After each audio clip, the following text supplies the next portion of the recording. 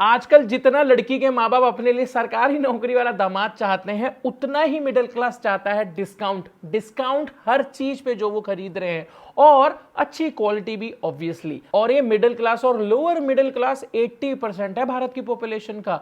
अब एक ऐसी कंपनी जिसने 80% भारतीयों की रिक्वायरमेंट को समझा और पिछले 23 साल से ऐसा नाम बना लिया है कि वो नाम आप भूल नहीं सकते। हम बात कर रहे हैं डी मार्ट की, और ये एक ऐसा ब्रांड है जिसको आजकल के फैशन की तरह 26-27 साल के लड़कों ने शुरू नहीं किया। इस ब्रांड को स्टैब्लिश किया था एक ऐसे आदमी ने जिनको 13 साल स्टॉक मार्केट का एक्सपीरियंस था, और 1990s में वो one of the greatest stock financial expert थे। हम बात कर रहे हैं राधा कृष्णन दमन जी की। जब वो 45 इयर्स के थे, उन्होंने डी मार्ट को एक सब्सिडरी कंपनी की तरह शुरू किया था, और ये सब्सिडरी हुआ करता था सुपर मार्ट्स लिमिटेड की। अब डी मार्ट एक ऐसा ब्रांड है जो रिलायंस से भी ज्यादा डिस्काउंट्स आपको ऑफर करता है आपकी डेली ग्रोसरीज पर। चुल उठी ना कि भाई ऐसा कैसे डी मार्ट कर सकता है, जो काम रिलायंस जैसी कंपनी नहीं कर पा रही वो डी मार्ट जैसी कंपनी कैसे कर पा रही है।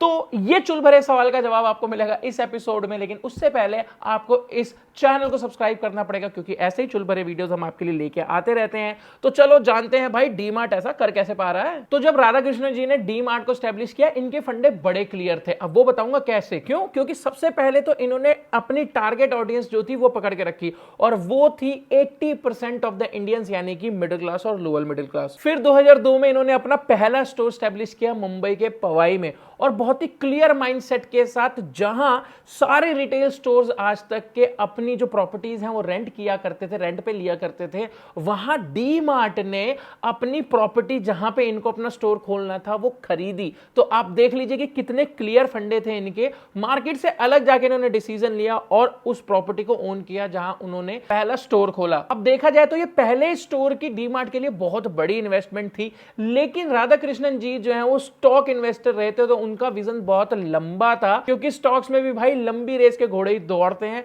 और इसी माइंडसेट के साथ उन्होंने स्टोर ओन करने की सोची, जिसकी वजह से उन्होंने अपना मंथली जो एक एक्सपेंस होता है, जो कि सबसे मेजर पार्ट उसका रेंट होता है, वो मंथली एक्सपेंस को जो है वो उन्होंने जीरो आउट कर दिया लगभग। इसके अलावा डी मार्ट की बहुत सिंपल और इजी सी स्ट्रेटेजी थी। इन्होंने सिर्फ तीन चीजों पे फोकस किया, कस्टमर, एम्प्लॉय और वेंडर्स पे। अब इसको कैसे किया ये जानते हैं। अब जो डी मार्ट था, उनका जो टारगेट कस्टमर था ना, यानी कि मिडिल क्लास और लोअर मिडिल क्लास, उसको ये नहीं फर्क पड़ता कि भाई वो सामान कहां से खरीद रहा है, उसकी मेन प्रायोरिटी होती है कि उसको बेस्ट सामान सस्ते से सस्ते में मिले।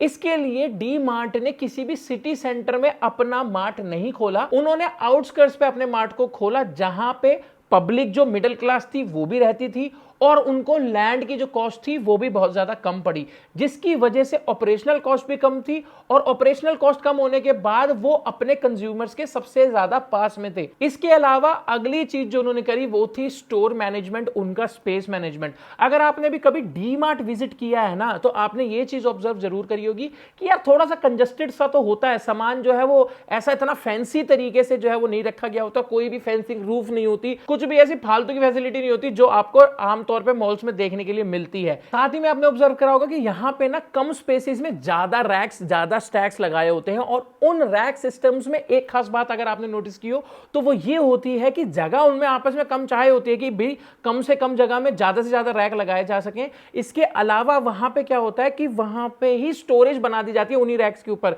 यानी कि जो आपकी डिस्प्ले आइटम्स होती हैं उनको नीचे रखा जाता है, और उसी के ऊपर जो है वो कार्टून्स रख दिए जाते हैं, यानी कि जो उनका बल्क होता है वहां रख दिया जाता है। आपने अपने लिए सामान लेना है, आप उस बल्क में से ले लीजिए, डिस्प्ले आइटम नीचे रखी हुई है। अगर आपको कोई दिक्कत आती है तो आप किसी एम्प्लॉय को भी बुला सकते हैं। इससे होता यह है कि इनको इतने बड़े स्टोर की जरूरत नहीं पड़ती है। इनको दिखावा तो आपको पता है ये लोग करते ही नहीं है, कई जगहों पे तो मैंने फर्श पे लगा हुआ भी देखा है सामान, जिससे रैक की भी ये सेव कर लेते हैं कॉस्ट। जहां पे परमानेंट रैक नहीं लग सकता, वहां पे एक ऐसी कमोडिटी लगा दी जाती है जो खराब नहीं होती और उसको आसानी से स्टैक किया जा सकता है, जैसे for that matter toilet papers. और इसी वजह से इनको कम एम्प्लॉयज की भी जरूरत पड़ती है, जहां पे अगर आप कंपेयर करोगे किसी एक रिलायंस को जितने एम्प्लॉयज चाहिए, इनको उसी साइज के डी मार्ट में उससे कम एम्प्लॉयज चाहिए होते हैं। इसके अलावा जो पहली स्ट्रेटेजी है आपने समझ ली कि ये कस्टमर्स को डिस्काउंट ज्यादा से ज्यादा जो है वो दे रहे, कस्टमर का ध्यान रखने हैं।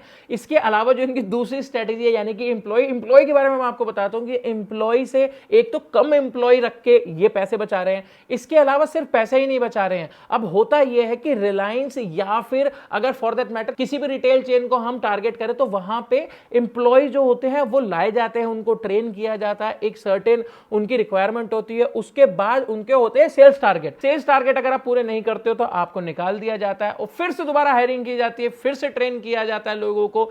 इतनी भसड़ना भाई साहब डी मार्ट नहीं लेता। डी मार्ट लेता है इंटरव्यू, और उसके अंदर अगर इनके मैनेजमेंट को आपके अंदर दिखा कि भाई साहब आपके अंदर नौकरी करने की इच्छा है, आप काम करना चाहते हो, तो फिर तो भाई ये भी नहीं देखते ये कि आपके पास 10th की डिग्री है कि नहीं है, 10th की मार्कशीट है कि नहीं है। इस भसड़ से बिल्कुल दूर हो जाते हैं। इनको चाहिए सिर्फ काम करने वाला आदमी, एक बार ट्रेन करो, कोई सेल्स टारगेट नहीं, कोई प्रेशर नहीं। और अगर आपके अंदर काम करने की इच्छा है तो ये आपके एजुकेशनल बैकग्राउंड पे भी इतना फोकस नहीं देते। बस बिना सेल्स टारगेट के आप ईमानदारी से अपना काम करते रहिए, जिसकी वजह से इनके एम्प्लॉयज काफी खुश रहते हैं इनसे। और बार बार की जो हायरिंग रीहायरिंग वाली जो बसड़ है ना, उससे डीमार्ट दूर रहता है। अब भाई साहब तीसरा सबसे इंपॉर्टेंट फैक्टर, जो स्ट्रेटेजी वेंडर्स वाली है, उससे कैसे ये मैक्सिमम अपने कस्टमर्स को डिस्काउंट दे पाते हैं, जिसके लिए ये फेमस हैं। और लास्ट में एक फैक्ट बताऊंगा जिसका अंदाजा मैं आपको दे देता हूं कि चाहे ये रिलायंस जितनी बड़ी ना हो, लेकिन रिलायंस से ज्यादा प्रॉफिटेबल कंपनी है। तो फटाफट जान लेते हैं भाई ये वेंडर्स के साथ क्या गुल खिला रहे हैं। अब पहली बात तो इनके ना नंबर्स बहुत तगड़े हैं साहब। नंबर्स तगड़े हैं मतलब इनके पास बहुत ज्यादा खपत है किसी भी चीज की। अब आपके पास अगर ज्यादा खपत होती है किसी चीज की तो आपको ना बीच में होलसेलर्स घुसेड़ने की जरूरत नहीं होती। आमतौर पर क्या होता है, आपके किराने वाले के पास अगर एक बिस्किट भी आ रहा है ना तो वो किसी होलसेलर से आता है, वो डायरेक्टली कंपनी से नहीं आता। लेकिन जब बात होती है डी मार्ट की, तो डी मार्ट भाई साहब बीच में ये ना डीलर ना होलसेलर ना फलाना ढिमकाना, ये कोई पंगेबाजी नहीं करता। ये सीधा बात फोन करता है, भाई पार्ले में पार्ले जी, मतलब सपोजिटली कंपनी में फोन करते हैं और उनसे कहते हैं भाई साहब ऐसा है, हमको इतने ट्रक माल भेज दो,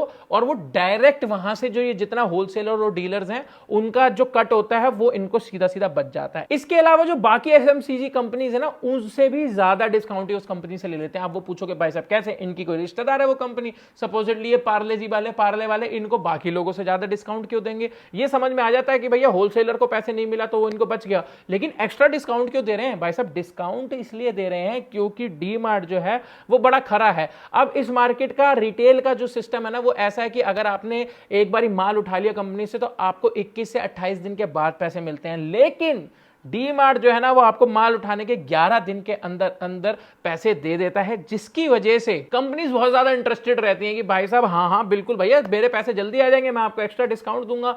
इसके अलावा जो नए ब्रांड्स भी हैं वो भी ज्यादा डिस्काउंट देते हैं डी मार्ट को, क्योंकि ये इतना बड़ा ब्रांड बन चुका है अब कि उनका प्रोडक्ट ही अगर इनके शेल्फ में चला जाना तो इनको पता है कि भाई साहब वो वापस तो आना ही नहीं है, वो तो सब बिकी जाना है, तो कोई ऐसी रिटर्न वाली चीज भी नहीं है। जबकि बाकी रिटेलर्स के पास अगर इनका प्रोडक्ट जाता है तो नहीं बिकता तो भाई साहब वो वापस भी भेज देते हैं, ले भाई साहब तेरा ये बिका नहीं, ये जितना बिका उतने के पैसे पकड़, बाकी अपना सामान पकड़।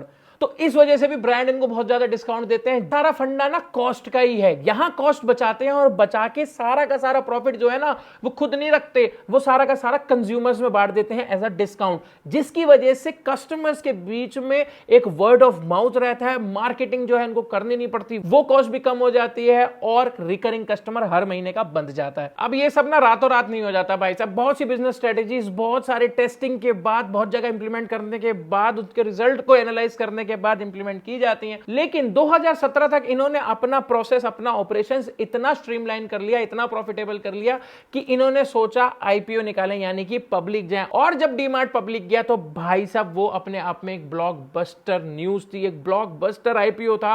और आज आप इस चार्ट में इनके शेयर प्राइस भी देख रहे हो और इस शेयर प्राइस की हिस्ट्री भी देख रहे हो। तो एक बार सारे पॉइंट समराइज कर लेते हैं, सारी स्ट्रेटेजी समराइज कर लेते हैं कि डीमार्ट को भाई साहब किन किन चीजों ने इतना सक्सेसफुल बनाया। तो सबसे पहली चीज ये direct business to consumer model पे काम करते हैं, यानी कि बीच में कोई होलसेलर, कोई ड्रामा, कोई बवासीर नहीं, सीधा कंपनी से खरीद के कस्टमर को बेच देते हैं। बीच में होलसेलरों का कोई मतलब ही नहीं है, ना उनका कट, सीधा डिस्काउंट उनसे लो और डिस्काउंटेड रेट पे आगे कस्टमर्स को दे दो। अगला लोअर ऑपरेशनल कॉस्ट और लोअर एक्सपेंसेस, जैसे कि ये भाई रेंट तो बिल्कुल देते ही नहीं है, ये खुद ही खरीद लेते हैं अपना स्टोर। दूसरा ये आउटस्कर्ट्स में अपने स्टोर बनाते हैं, अपने कस्टमर से करीब रहते हैं, यानी कि कस्टमर्स को भी इनके पास आने में दिक्कत नहीं होती और इनको रेंटिंग में और लैंड में भी इतना पैसा ज्यादा खर्चना नहीं करना पड़ता। इसके अलावा ये स्लॉटिंग फीस भी चार्ज करते हैं, यानी कि अगर मान लो किसी मैन्युफैक्चरर ने इनके रैक में अपना प्रोडक्ट रखवाना हो तो भाई साहब मैन्युफैक्चरर इनके पास जाता है, क्यों? क्योंकि भाई साहब इनके पास पब्लिक इतनी है, वहां जाके कहता है भाई साहब हमारा प्रोडक्ट रख लो और हम पैसे दे रहे हैं आपको, तो ये स्लॉटिंग फीस से भी ये पैसा कमाते हैं। और सही मायने में ये जो शहर के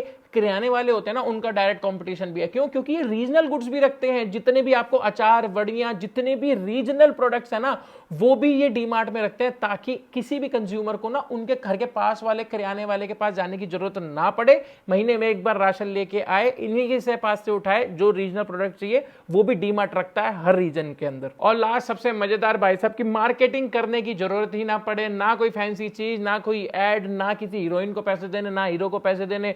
सिंपल वर्ड ऑफ माउथ से जब आपका पड़ोसी आपको बताएगा ना कि भाई साहब ये चीज मैंने इतनी की खरीदी, इतना सस्ता मुझे मिला, आप भी चलो अगली बार भाभी जी मेरे साथ चलना, तो भाई साहब वर्ड ऑफ माउथ से भी इतनी मार्केटिंग हो जाती है कि आपको वहां पे भी पैसे खर्चने की जरूरत नहीं पड़ती। वहां जितने पैसे बचाओ आप, उतने आप वापस कस्टमर को दे दोगे, तो भाई साहब आपका गले पे ना बस नोट गिनने वाले लोगों की कमी रहेगी, बाकी कस्टमर्स की कमी कभी नहीं महसूस होती थी। तो अगर ये डीमार्ट की केस स्टडी आपको पसंद आई हो तो प्लीज लाइक कर देना इस वीडियो को, ताकि यूट्यूब मैया को ये पता चले कि लड़का सही काम कर रहा है। और मुझे पता है आपने पहले सब्सक्राइब नहीं किया है, तो आप सब्सक्राइब कर दो, ताकि अगली वीडियो जब मेरी आए, वेडनेसडे और हर सैटरडे आती है दोनों दिन, तो आपको नोटिफिकेशन सबसे पहले मिल जाए। Thanks for watching.